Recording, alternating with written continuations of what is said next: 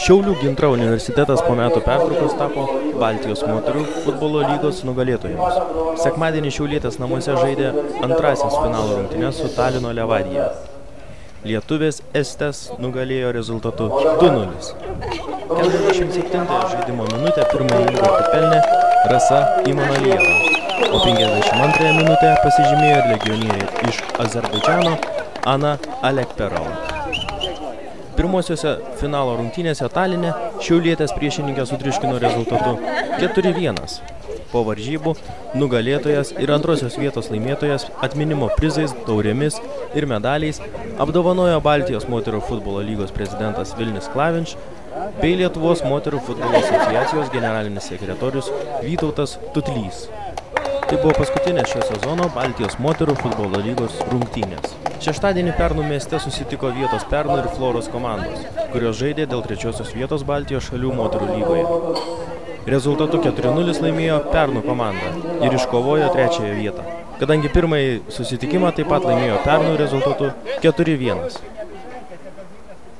O dabar jūsų dėmesiui Gintaro Radavičiaus, Rimanto Viktoravičiaus ir Jurgitos Mačiukonytės mintys po finalo varžybų.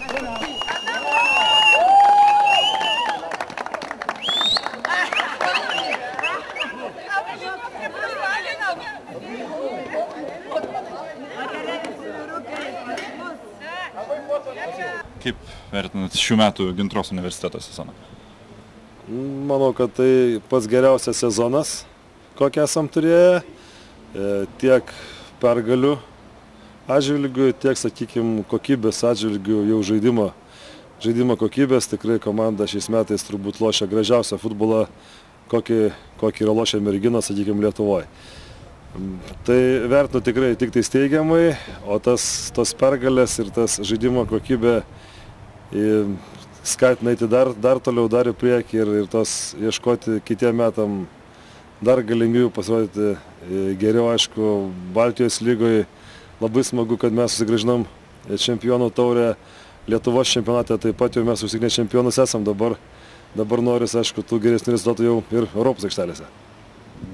Taigi, kas toliau? Ką galima? Lietuvoje viskas pasiekta, Baltijos šalyse viskas.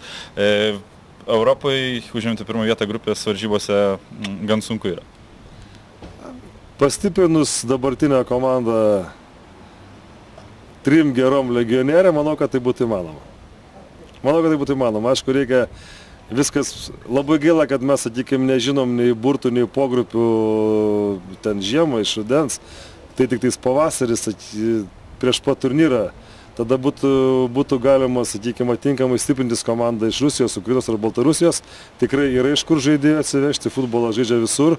Taip, mes savo jėgom kol kas vienu lietuvaitėm Europos neužkariausim, bet ne Vokietija, esam ne Anglija, ne Švedija, bet rusų klubas, sakykime, jau matom tą, ką rodė, kokį žaidimą jos demonstravo čia.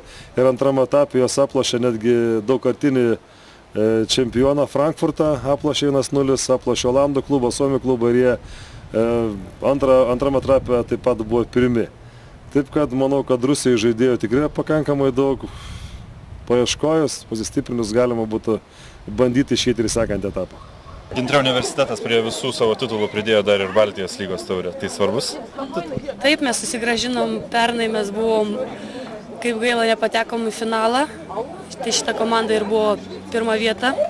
Tai dabar susigrąžinom, tai iš tikrųjų buvo svarbu. Kur yra sunkiau laimėti pirmą vietą? Lietuvos čempionate ar Baltijos lygoje? Kaip pasakęs, Lietuvos čempionate, tai jau visiems aišku, kad mums čia nėra kas veikti iš tikrųjų. Tai Baltijos, nors turim Estes, Latvės, kažką tokio stipriau galim pažaisti, galim pakovoti bent kažkokį pasipriešinimą gaunam. Įdomesnis turnyras? Taip, daug įdomesnis. Baltijos lyga, palyginus su Lietuvos čempionatu, aukštesnis lygas? Taip, aukštesnis žymiai ir jeigu nori, kad Lietuvos moterų futbolas eitų į priekį, reikia būtinai mums dalyvauti lygoje. Būtinai reikia į sistemą, reikia daugiau varžybų žaisti. Tada taip, o jeigu savo sultyse virsim, tai čia ne vyrų, čia moterų truputį kitaip. Šis sezonas Gintaro universitetui sėkmingas, ar galėjo būti dar geresnis? Visada gali būti geresnis, bet tai pats sėkmingiausias, mano, kiek aš dirbu, pats sėkmingiausias, dėl to, kad UEFA čempionų lygoje atrankoje paėmėm antrą vietą pirmą kartą. ten jau labai stiprias varžybos. O ten pasirodo, ką mes dirbam, kai žaidžiam čempionų lygoje, toje atrankos varžybose. O Baltijos lyga tai būtinai reikalinga mums. Nesvarbu, ką mes laimėm ten po 4, po 6, bet yra ką žaisti. O Lietuvos čempionatas dabar silpnoks. Nes jeigu mušam virš 100 įvarčių, praleidžiam tik 2, tai žinot, nei tom silpnesnėm komandom įdomu su mumis žaisti, nei mums jom įdomu žaisti. Tai Lietuvos čempionatas turėtų, visų 3 šalių čempionatas turėtų transformuotis į Baltijos kažkokį čempionatą bendrą? Taip, jeigu norim Europą pasivyti, tai reikia būtinai kažką daryti. Tai va, būtinai reikia. Ir manau, kad dabar estų daugiau stiprių komandų yra, bet ir estam, ir Latviam reikia būtinai stipresnių sparingų.